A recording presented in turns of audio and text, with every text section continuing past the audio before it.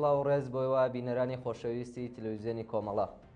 بە یارمەتی هاوڕێیان یاوکارم لە خزمەت ئێوەی عەزیزداین بۆ پێشکەشکردنی گەشتی هەواڵەکانی ئەمڕۆی شەمە. سەرەتا سەردێڕەی گرنگترین هەواڵەکان.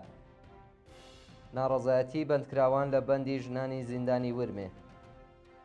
کۆچی دوایی دایکی 4 گیانبەختکردووی کۆمەڵە لە کامیاران. دەست بەسەرکردنی 2 هاوڵاتی لە پاوە. مانگرتنی 16 ڕۆژەی کرێکارانی پاڵاوگەی تەورێز. ئەمنیەتیکردنی کەشوهەوای زانکۆکان لە ئێران و خۆپیشاندانی لایەنگەرانی فەلەستین لە چەند وڵاتی جیهان.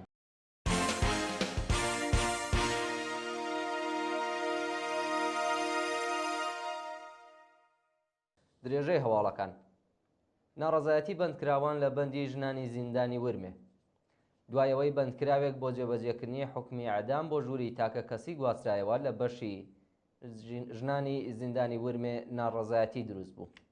بەپێی راپۆرتەکان بەیانی ڕۆژی پێنجشەممە 28 گوڵان زیندانیەکی ژنی خەڵکی مەراغا لە بەندی ژنانی بەندیخانەی ناوەندی ورمێ بە ناوی پەروین موسەوی کە پێشتر بە تۆمەتی پەیوەندیدار بە مادەی هۆشبەر بە ئێعدام مەحکوم کرابوو بۆ جێبەجێکردنی حوکمەکەی بۆ بەندی تاکە کەسی گوازرایەوە.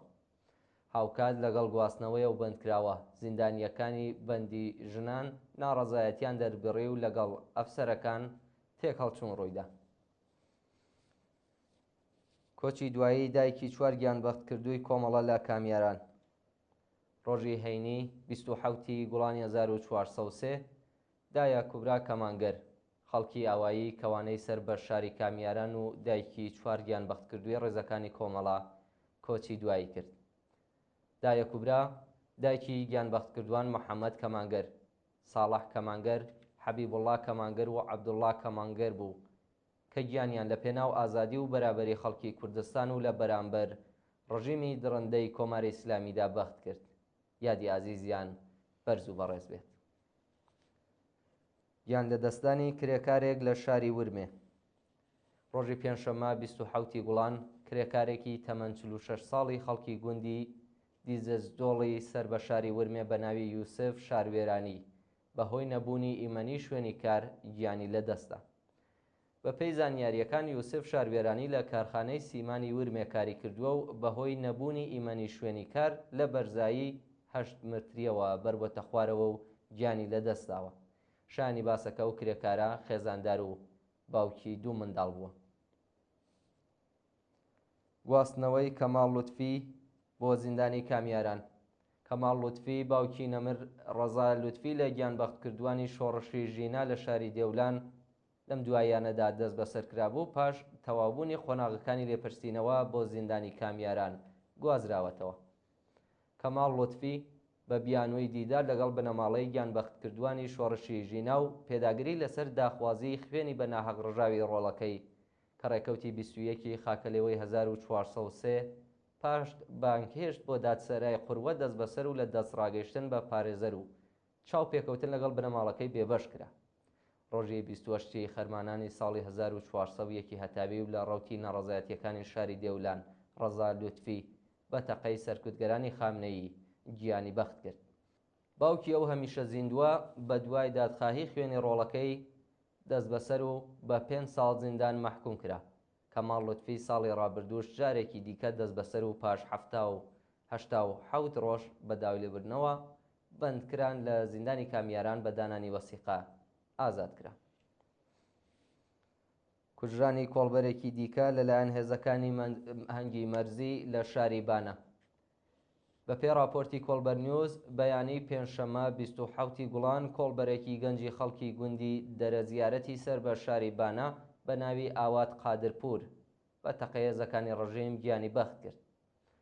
بەپێی زانیاریەکان هێزەکانی ڕژیم بەبێ ئاگادارکردنەوە تەقەیان لەو کۆڵبەرە گەنجە کردووە و کوشتویانە. هەندێک لە سەرچاوەکانی هەواڵ دەڵێن کە ناوبرا و سەرەتا بە سەختی بریندار و پاش دەست بەسەرکران لەلایەن هێزەکانی ڕژیمەوە لە ژێر شکنجە و بەهۆی بێبەشکرانی لە دەرمان گیانی لە دەستاوە. دەست بەسەرکردنی 2 هاوڵاتی لە شاری پاوە. 2 هاوڵاتی خەڵکی شاری پاوە بە ناوەکانی ئاروین ئەقباڵی و سوهەیب ئەقباڵی لەلایەن ئیدارەی ئیطلاعاتەوە دەست بەسەرکراون. بەپێی راپۆرتەکان ئاروین ئەقباڵی و سوهەیب ئەقباڵی ڕۆژی سێشەممە 18 گوڵان بەبێ بەڵگەی قەزایی لەلایەن ئیدارەی تەڵاعاتی شاری پاوە دەست بەسەر و بۆ گرتوخانەیە و ناوەندە ئەمنیەتیە لە کرماشان گوازراونەتەوە. تا کاتی بڵاوبوونەوەی ئەم هەواڵە هیچ زانیاریەک لەسەر هۆکاری بەندکرانی ئەو دوو هاوڵاتیە لە بەردەستانیە و بە دوواداچوونی بنەماڵەکانیان ئاکامێکی نەبوو. پەرەسەندنی ژنکوژی لە سایەی دەسەڵاتی کۆماری ئیسلامی لە کوردستان و ئێران. ڕۆژی پێنجشەممە 27 گوڵان دوو ژنی گەنج لە شارەکانی دێهلۆڕان و ئێران شار بە بیانۆی کێشەی خێزانی لەلایەن هاوژینەکانیانەوە کوژراون. بە پێ راپۆرتەکان ژنێکی گەنجی خەڵکی دێهلۆڕان بە ناوی کوبرا دەلاوەری لەلایەن هاوژینەکەیەوە بە بیانۆی تەلاق لە یەکێک لە گەڕەکەکانی ئەو شارە بە چەک کوژراوە و بکوژ هەڵاتوە. لەلایەکی دیکەوە ژنێکی تەمەن 31 ساڵی خەڵکی ئێرانشار بە بیانۆی کێشەی خێزانی لەلایەن هاوسەرەکەیەوە بە چەک کوژراوە و بکوژ لەلایەن پۆلیسەوە دەست بەسەر کراوە. سەپاندنی سزای زیندان بەسەر 108 چالاکی سیاسی کورد لە تورکیا. ڕۆژی هەینی 27 گوڵان دادگای شاری ئیستانبوڵ سزای زیندانی بەسەر 108 چالاکی سیاسی، نوێنەری پارلەمان و شارەدار و ئەندامی پارتی دموکراتیکی گەلاند سەپاند و پارێزەرانی بەندکراوان بە وتنەوەی دروشمەکانی بژی بەرخۆدانی زیندان و بژی بەرخۆدانی کۆبانی لە ئاست ئەو نادادپەروەریە ناڕەزایەتیان دەربڕی.